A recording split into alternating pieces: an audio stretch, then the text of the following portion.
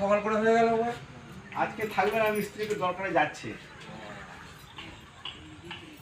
একটু ছাড়তে হবে। কালকে দরকার আমি রাত পর্যন্ত করে দেবো।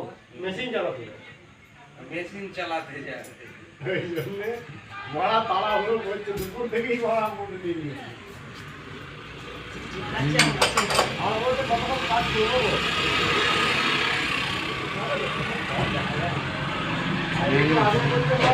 বাঁচছে।